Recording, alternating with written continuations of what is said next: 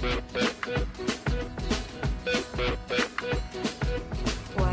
I met you, I didn't know what to do.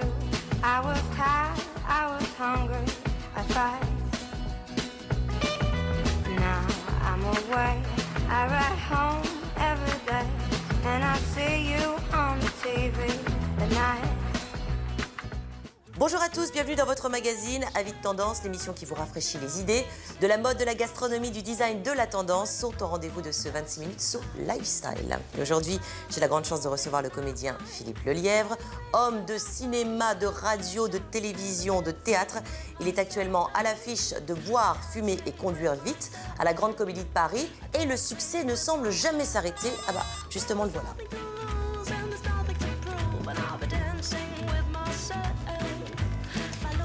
Oui. Oui, c'est Karl Marx. Oui, Karl Marx, bienvenue. Vous montez, je vous ouvre. Quel étage? Cherchez. D'accord. Je sonne partout. Je monte à pied. Bonjour Philippe. J'ai marché sur un Karl Marx en bas. C'est vrai? Oui. À un moment, j'ai eu une hésitation. C'est lui, c'est pas lui, mais... Non, c'est votre Philippe Lelièvre. Comment ça va? Donnez-moi votre manteau. Qu'est-ce que... Juste Oui. un élément essentiel, oui. La lunette? La lunette. Qu'est-ce que je vous sers à boire? Un verre d'eau, un tonneau d'eau. Un tonneau d'eau. Je vous laisse vous installer, j'arrive tout de suite. C'est sublime.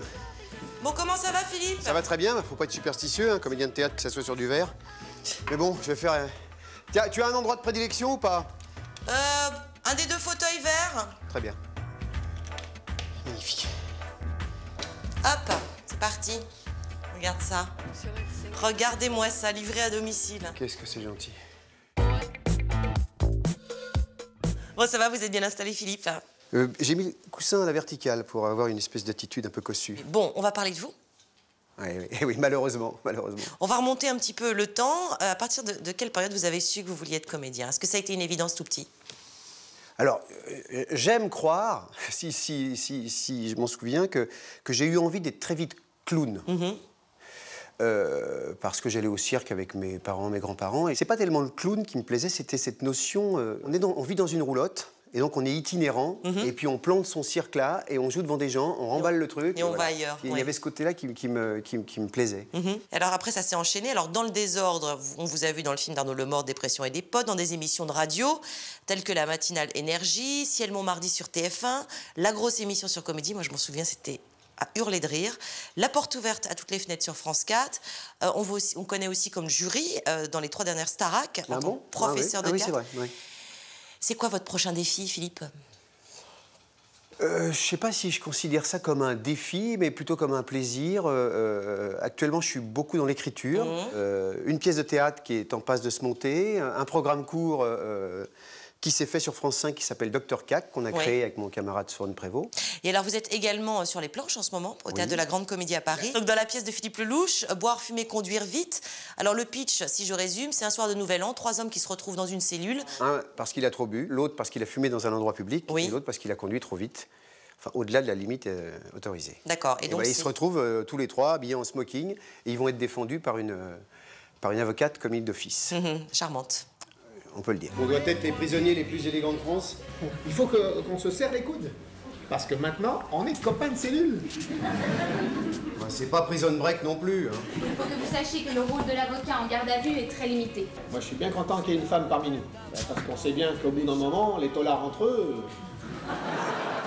350 000 spectateurs déjà pour cette pièce de théâtre. En une seule fois, et ça a été compliqué, parce qu'il y a eu beaucoup de décès, puisque, bon, en mètres cubes, c'était assez représentatif. Non, mais c'est vrai que c'est une pièce que l'on a repris, avec donc Zindine Swalem, Jean-Michel Lamy, Julie Bernard et moi-même, qui a été jouée par les créateurs, hein, une pièce écrite par Philippe Lelouch. Oui. Et donc voilà, c'est la même chose en pas pareil, puisque c'est le même texte. D'accord. Et là, vous vous éclatez tous les soirs sur scène? C'est le mot. Hein? Pièce très, très, très bien écrite, très drôle. Est-ce que vous avez quand même l'occasion de vous balader un peu en France, j'imagine, dans des tournées au théâtre? Ah oui, en France, mais c'est extraordinaire. Mais aller jouer au théâtre en France, mais il n'y a pas mieux. Est-ce que vous connaissez la Bretagne? Oui, je connais la Bretagne. Est-ce que vous connaissez la bonne ville de Rennes? Plein de festivals là-bas. Bien sûr. C'est là où on dit que la Bretagne commence, c'est ça? Voilà. Et alors, pas seulement des festivals, puisque Rennes, c'est aussi une ville très lifestyle. Est-ce que vous le saviez? Lifestyle. Yeah. Alors, si je vous dis non, ben, je vous dis non. Eh je ben ne si. savais pas. Eh bien, regardez.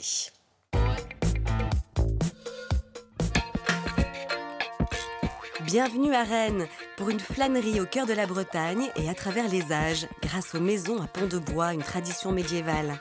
Détruite par un incendie en 1720, la ville renaît en pierre. Ça donnera la mairie, l'opéra ou le Parlement de Bretagne. Pour les nuls en géo, nous sommes au confluent de l'Isle et de la Vilaine. Et vous allez voir, l'art de vivre ici, c'est du joli. C'est parti pour une balade dans cette ville multifacette.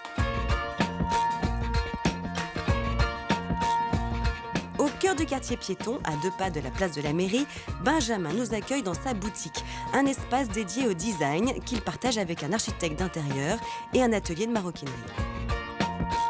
Bienvenue à ILO, c'est une boutique de mobilier et d'objets de designer. En France, depuis quelques années, il y a pas mal de petites, entre guillemets, maisons d'édition qui travaillent en général quand même beaucoup avec des designers émergents. Et je trouvais intéressant à Rennes de présenter ces projets-là aux Rennais. Et pas encore à Rennes d'endroits comme ça, des objets qu'on voit qu'ici, quoi.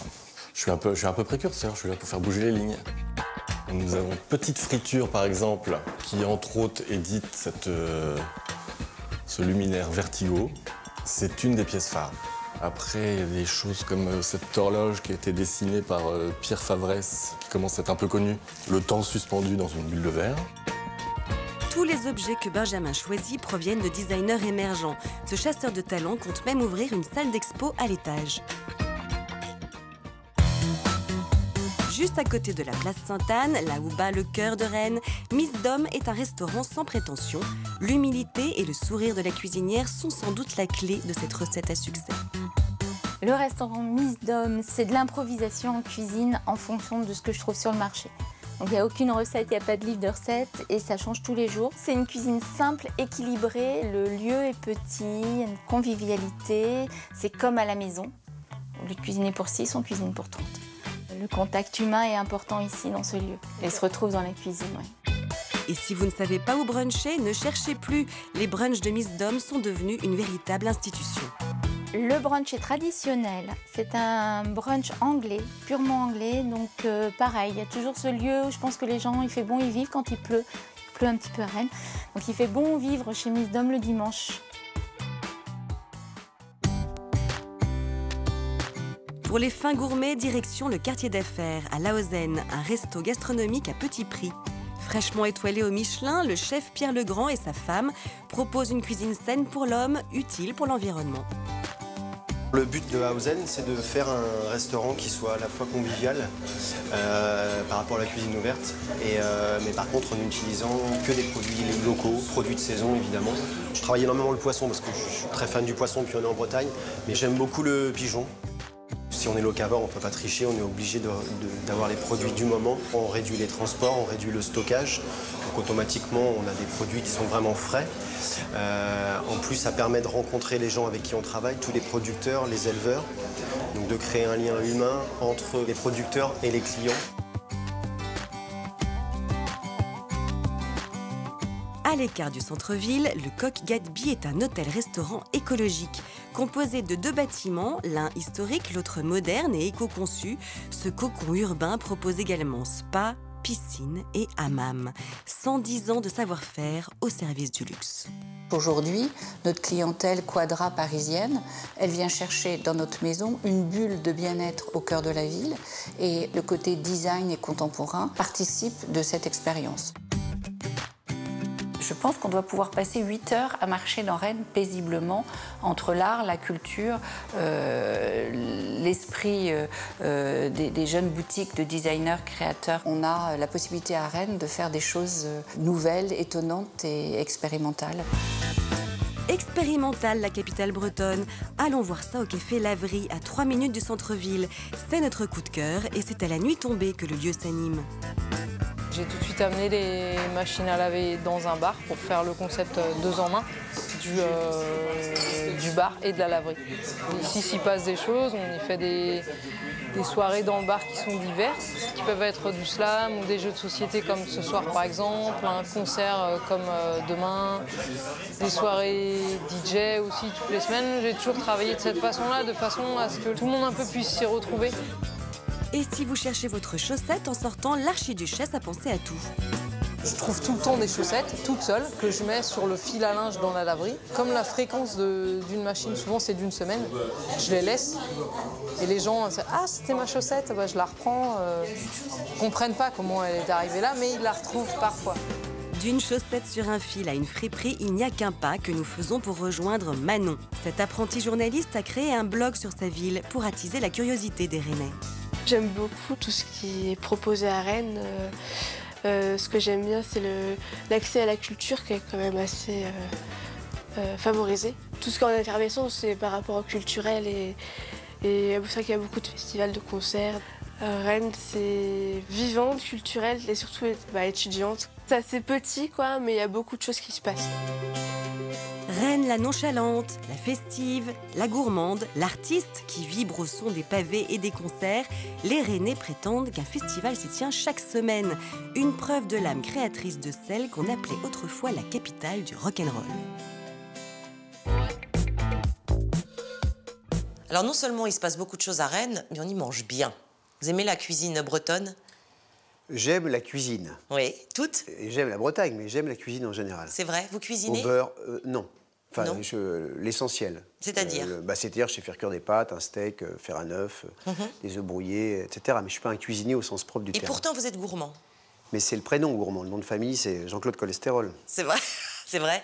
Vous aimez manger, vous aimez qu'on vous prépare des petits plats. C'est quoi, les plats du terroir? Non, mais vous pouvez pas imaginer, rien que de parler de bouffe, je suis le vrai Français, moi. Je parle de bouffe quand je mange. Je peux, quand je joue, penser aux huîtres, par exemple, surtout l'hiver. Ouais. Sur scène? Ouais. En disant, après, je vais aller me faire un petit plateau. Des gilardots. Puis on mélange un peu des petits papillons, des numéros 3, oui. Après quelques bulots, de la crevette, de l'oursin, du crabe. Et de la on mayo? attaque avec bien évidemment de la mayo. Après un bon filet de cabillaud avec une petite purée à l'ail, par exemple, ce genre de choses. Et puis après, voilà. Bon. Après, on va se coucher directement. Et après, on combat un sumo le lendemain. C'est ça. Alors, Philippe, même si vous ne cuisinez pas, je vous propose quand même, pour vous mettre comme ça l'eau à la bouche, un petit cours de cuisine avec les produits du marché. Regardez.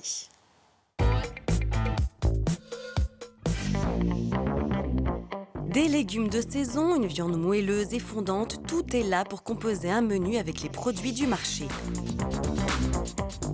En fait, on va préparer des petites tartelettes à base de pâte feuilletée avec des légumes crus posés dessus. Donc en ce moment, on est vraiment un peu entre deux saisons. Donc j'ai trouvé des belles courgettes, des carottes des sables encore bonnes, bien croquantes, un peu d'avocat, de la tomate qu'on va couper en pétales et lui rendre un peu son goût. Ensuite, en plat, ce sont des tendrons de veau. Donc un morceau que vraiment nous aimons beaucoup parce que c'est une viande qui confit, qui cuit tout doucement dans son jus. On va l'agrémenter de miel, on lui donne un petit goût de paprika. Elle va cuire doucement en cocotte. Et on va servir ça avec une purée d'aubergine. À l'atelier Cuisine Attitude du grand chef Cyril Lignac, les choses les plus simples deviennent des recettes de gourmets. Bienvenue, vous allez vite prendre vos marques. Prenez place autour d'une des planches à découper. Vous avez chacun un tablier. À vos carnets, on commence par la compotée d'oignons doux, 4 oignons pour 4 personnes. Là, pour mon fondu d'oignon, je veux émincer parce que je veux que ça fonde tout doucement. Je veux juste faire des petites tranches fines. Faites revenir les oignons avec l'huile d'olive et 15 g de beurre, assaisonnez et cuisez 20 minutes en cocotte. Voilà, nos oignons sont super là. Là, on les laisse tranquillement continuer à fondre. Pendant ce temps, colorez les tendrons de veau dans une poêle. Et ensuite, on les retourne, mais une fois. Je ne veux pas la brûler, mais je veux qu'elle soit caramélisée. Réservez la viande, déglacez pour obtenir du jus et direction la cocotte. Je mets d'abord une bonne cuillerée de miel dans le fond. Ensuite, on va rajouter toute notre viande. Et là, je mets évidemment tout ce jus de déglaçage. Je vais assaisonner de cette paprika fumée. Pour 4 personnes, il faut compter 4 g de paprika. Là, je vais prendre mon fond de veau. Vous pouvez le prendre en poudre, mais une bonne poudre, s'il vous plaît. Lisez bien ce qui est dedans. Et là, je vais mouiller pour que ça continue à cuire, effectivement, dans un environnement bien humide. Voilà. Et maintenant, au four pendant 3 heures. Le temps de s'occuper des aubergines. Il faut faire un quadrillage. On les met sur la plaque à pâtisserie, on les arrose bien d'huile d'olive et de fleurs de sel. On va les faire bien cuire, bien rôtir au four.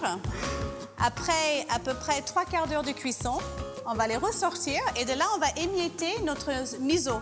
Le miso est un condiment japonais utilisé pour l'assaisonnement. Je mets des petites cuillères pour ceux qui veulent goûter. C'est très salé, donc on en met un tout petit peu. Et après, ça va gratiner un petit peu au four.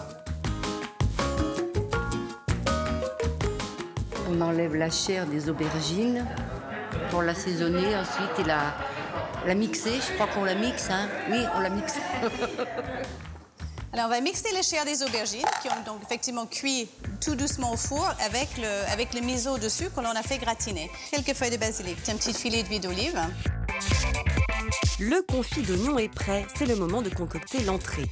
Étalez un rouleau de pâte feuilletée. Découpez en rond, qui sera votre fond de tarte. Ensuite, on va le piquer avec une fourchette et on va le faire cuire.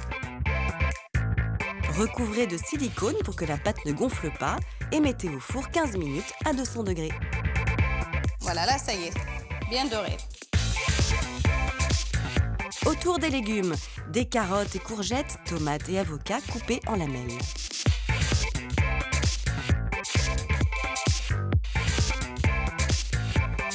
Nous venons de finir le taillage des légumes croquants, donc on les a pressés dans l'eau glacée pour que ça garde le croquant.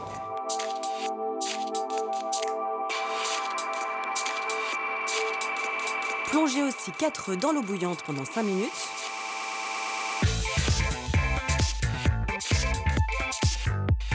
Une crème d'épinards sert de décoration.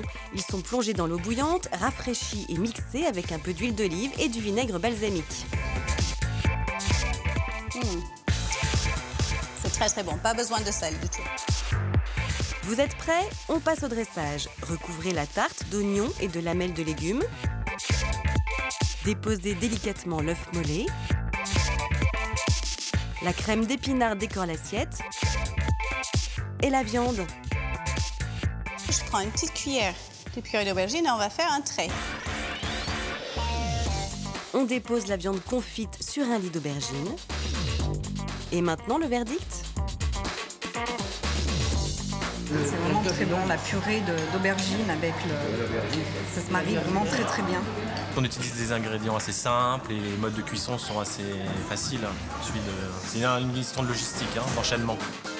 Quelques légumes, des produits frais et du temps. Il suffit de peu pour un menu du marché.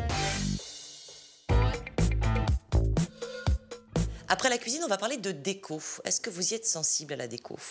Oui. Oui, vous aimez ça? Oui. Est-ce que chez vous, vous participez à la déco? Essentiellement. Racontez-moi. Disons que je ne laisse pas tellement de place aux autres dans la décoration. Les autres, en l'occurrence, votre femme est... Un fasciste. Je suis un fasciste de la décoration. C'est vrai, vous avez des idées très précises. Oui, en fait, comme quand je travaille, j'ai une projection de ce que je vois. Donc les huîtres et la déco. Non, quand je dis de la projection, c'est tout à coup, si je suis dans une salle, je vais très vite voir comment je vais m'organiser, où vont aller les choses. D'accord. Est-ce qu'on casse ça? Est-ce que voilà, je projette ça. Et quand j'ai acheté ma maison, je venais chez le propriétaire régulièrement en attendant de l'avoir à moi. Je venais le voir, je discutais avec lui et j'en profitais pour regarder, savoir ce que j'allais casser, etc. Et lui, il se demandait ce que je faisais parce qu'il trouvait ça très bien chez lui, alors que pas moi. D'accord. Donc vous avez tout cassé? Oui, récupérer, faire sortir des cheminées. Génial. Tout le sol, percer le sol, enlever, faire une pièce à vivre, aller acheter de la ferraille, des rambardes. Donc c'est plutôt ancien en déco chez vous? C'est plutôt ancien, oui, mais je déteste pas tout à coup un petit nez rouge, une petite lampe hyper moderne au milieu de tout ça. Vous passez beaucoup de temps au théâtre, Philippe, donc j'imagine que l'univers de votre loge, c'est quelque chose d'important. Vous devez vous sentir un peu comme à la maison. Comment elle est décorée, votre loge? C'est assez sobre. Et là, ce qui est l'anecdote sur Boire, fumer, conduire vite, c'est que on s'entend tellement bien qu'on a décidé de se mettre tous les 4 dans la même loge. Ah oui, donc c'est du... Donc la pièce commence 1 heure avant dans la loge. C'est ça. Justement, Boire, fumer et conduire vite, c'est en ce moment au Théâtre de la Grande Comédie. Oui. Pour combien de temps encore? Pour vous moi j'ai signé jusqu'en juin, on verra bien ce qui se passe. Enfin, en tout cas, ça ne peut pas aller pour l'instant plus loin que juin. Mais ça s'arrêtera peut-être avant, donc venez. Venez. Et vous serez bientôt à l'affiche également de 2 films. Oui, 2 films, je ne sais pas très bien quand ils sortent, mais le premier film de Fred Proust, très chouette film. Oui. Qui s'appelle comment? Ça s'appelle 12 ans d'âge. Bien. Et un autre qui s'appelle Harissa, mon amour. Harissa. Je fais un père raciste, pas piqué des verres. Bien, bon, on a hâte de voir ça en tout cas. Là, c'est Oscar en fait qui vient de rentrer. Oscar? C'est moi, bonjour. Bonjour Oscar. Bonjour Oscar. Alors bonjour. Oscar nous parle de la tendance. Bonjour. Vous allez bien? Ça va et vous? Vous êtes tendance, Oscar? Je suis très tendance. J'essaye, c'est pas toujours évident. Tout tendance à faire du bruit quand vous rentrez. Je suis à la maison. Ah, pardon. Tu vas? Ça va. Tu vas nous parler de quoi aujourd'hui? On va parler du upcycling. Ok. Donc le upcycling, ça n'est pas du vélo aérien, Sandrine. Ah bon? C'est vraiment une tendance art de vivre. Upcycling? Upcycling, ça vous dit rien? Philippe? Je vous avoue que non, mais je me réjouis de savoir ce que c'est. Bon, vous n'êtes pas les seuls, on va voir notre micro-trottoir, ça vaut le détour. Allez.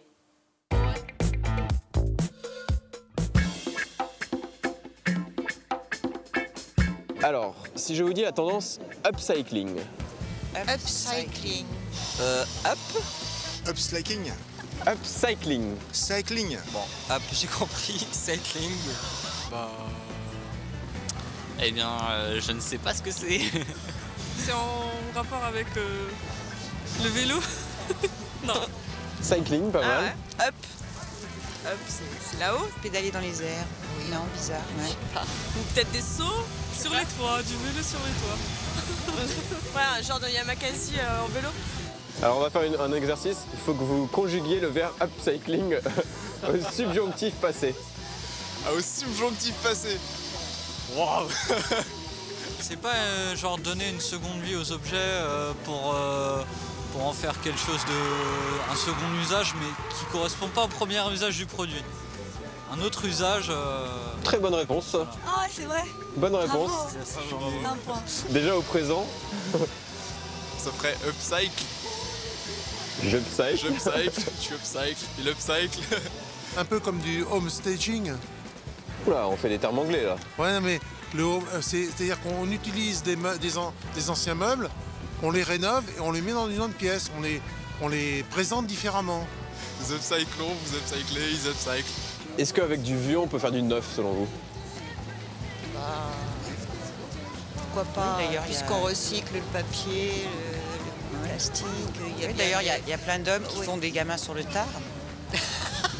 Ah, c'est pas mal ça. C'est du baby cycling là. Voilà, c'est du baby cycling. Vous avez vu, il y a au moins une personne qui sait ce que veut dire le upcycling. En fait, c'est pas très compliqué. En bon français, ça veut dire le recyclage vers le haut. Donc c'est aujourd'hui, en fait, dans tous les arts de vivre, dans toute l'art de vivre, dans tous les domaines de l'art de vivre, on va recycler les produits, on va leur donner une nouvelle vie, mais une belle vie. Il y a beaucoup de designers aujourd'hui qui vont récupérer en fait les matériaux, les déchets. Donc il y a un côté environnemental et à partir de ces déchets, ils vont les transformer pour créer des objets, des beaux objets. Je vous ai préparé un petit mood board pour vous expliquer comment ça touche tous les domaines. Vous voyez par exemple donc cette chaise est faite par une designeuse qui utilise en fait des vêtements de récupération, donc à la fois de ses amis et autres, etc., qui le transforme en chaise. Vous avez... Ça fait rire ça? Non, c'est surtout prendre des fringues à ses amis discrètement. Allez, bonsoir, à bientôt.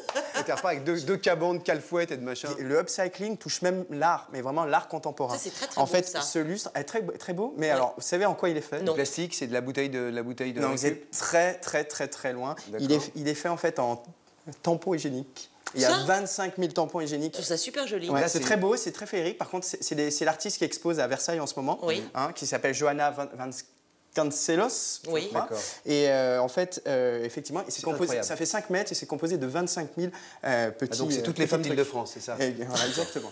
Cette chaise de Marcel Vanders, qui est un grand designer. Alors ça, c'est quoi? Alors, c'est fait à partir, à votre avis?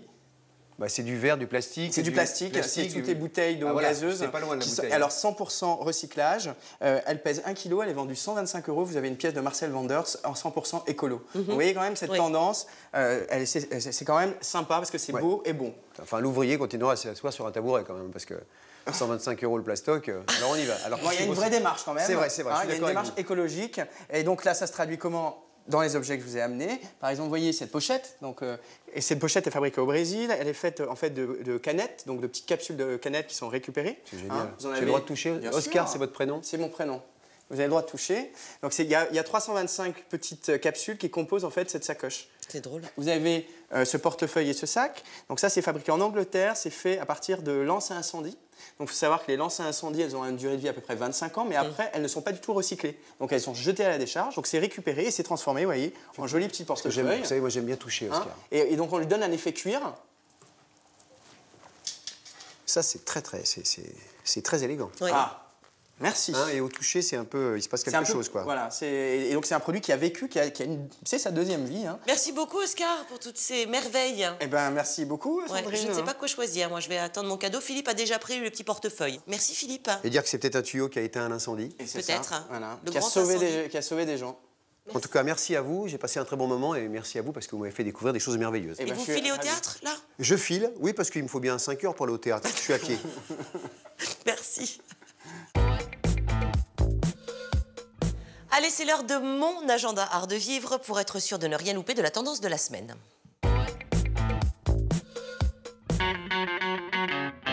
Vous voulez de l'art de vivre? Vous allez être servi avec notre sélection de la semaine. Si vous passez par la Ville Rose, allez à la Foire internationale de Toulouse. L'événement phare de cette édition est l'expo dédiée au Japon. Une véritable plongée en pays nippon sur pas moins de 1500 mètres carrés. C'est jusqu'au 15 avril au Parc des Expositions. Les mots d'eux craqueront pour un beau livre sur Vivienne Westwood. La créatrice anglaise a inventé à elle toute seule le courant punk dans la mode. Des années 80 à aujourd'hui, cette grande prêtresse fashion a mis un grand coup de pied aux idées reçues et séduit encore et toujours toutes les générations confondues. Un brillant ouvrage qui retrace ce parcours sulfureux, Vivienne Westwood, c'est aux éditions Taschen. Côté avant-garde, ça se passe à la Cité des Sciences et de l'Industrie à Paris. Futuro-Textile, une expo événement qui a fait le tour du monde et qui fait escale à Paris pour nous délivrer les clés du futur et de l'innovation en matière de textile. Une scénographie originale, ludique et même poétique qui conviendra aux petits comme aux grands et c'est jusqu'au 14 juillet. Le coup de cœur de la semaine va à l'expo à Beaubourg consacrée à la génialissime et trop oubliée Hélène Gray. Cette Irlandaise a tout simplement été l'une des premières designers et architectes d'intérieur dans les années 20. Son travail est désormais reconnu et elle est enfin entrée au panthéon des architectes et designers. Le Centre Pompidou lui offre une belle rétrospective extrêmement documentée qui mettra tout le monde d'accord. Miss Gray était une grande dame. On y court jusqu'au 20 mai.